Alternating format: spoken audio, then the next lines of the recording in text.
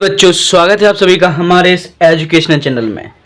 तो आज की इस वीडियो में हम आप लोगों को सिखाने वाले हैं लाभ और हानि, जिसको इंग्लिश में क्या बोलते हैं, लॉस एंड प्रॉफिट।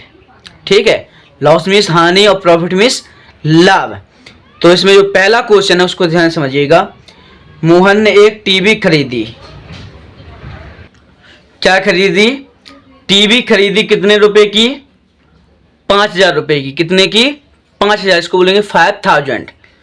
और उसे बेच दी, मतलब पहले तो खरीदी है फिर उसे बेची भी है। तो बेची कितने की?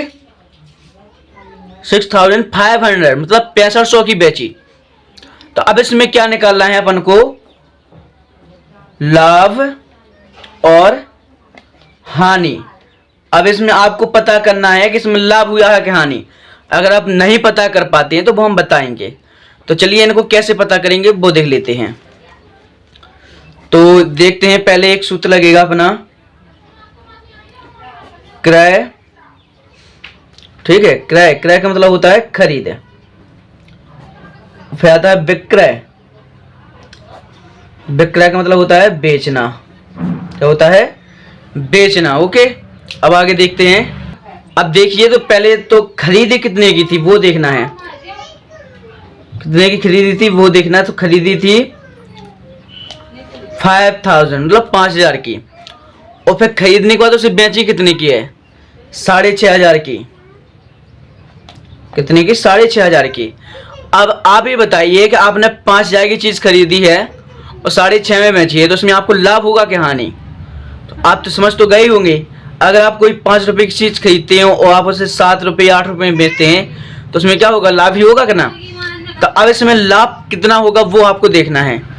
अब इसमें तो पता तो क्लियर है कि लाभ हुआ कि 5,000 की चीज है और 6, चलो 6,500 नहीं 6 में समझ लो, तो कितनी हुई? मतलब फायदा तो होगा ही होगा। ओके, अब देखिए, लाभ और हानि निकालेंगे तो क्या करना है आपको? विक्रय में से क्रय घटा देना है। विक्रय में से क्रय घटा देना है। तो पहले देखना है क्रय, विक्रय कितना था? विक्रय था अपना, बेची कितने की थी? 6500 की। और क्रय मतलब खरीदी कितने की थी? 5,000 की।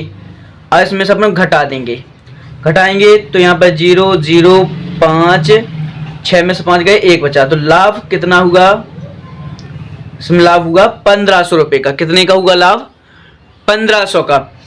अब आप बोलेंगे सर हम कैसे पता करें कि इसमें लाभ होगा कि हानि? तो आपको एक बात ध्यान देना है कि जब भी विक्रय बड़ा होगा क्रय से, जब भी विक्रय क्रय से बड़ा होगा तो समझ जाना वहां पर लाभ निकलेगा।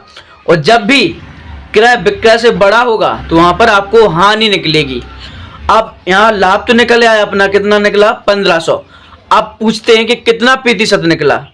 अब प्रतिशत वाली बात है भाई। तो इसके लिए आपको एक सूत्र लगाना है कि लाभ गुणा 100 और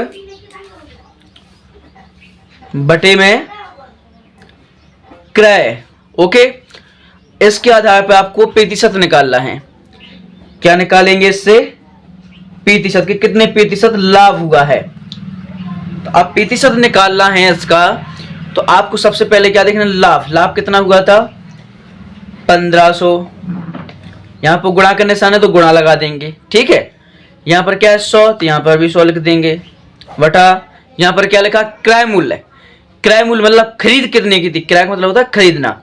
तो खरीद कितनी थी? 5,000। इतना हो गया। 5,000 होने के बाद अपन को क्या करना है? इस 2 जीरो से इन 2 जीरो काट देंगे और इस जीरो से इस जीरो काट देंगे। ठीक है, इतना हो गया।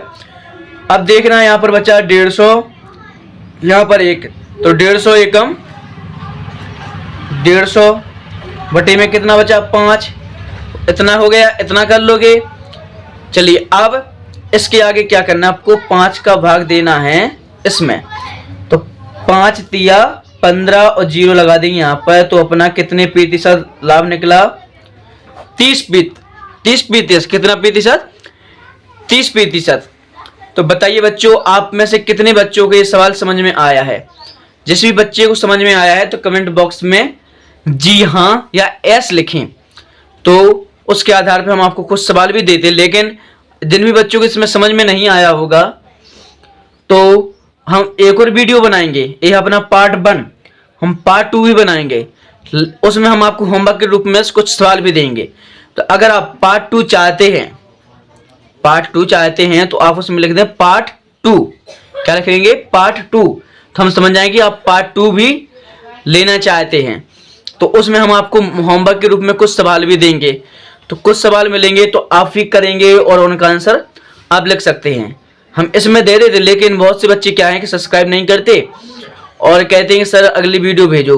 तो अगली वीडियो तो हम भेज ही देंगे, और आपको नहीं समझ में आई एक बार और समझा देंगे, पार्ट 2 में भी समझा देंगे, लेकिन आप उससे पहले हमारे चैनल को सब्सक्राइब कर लें।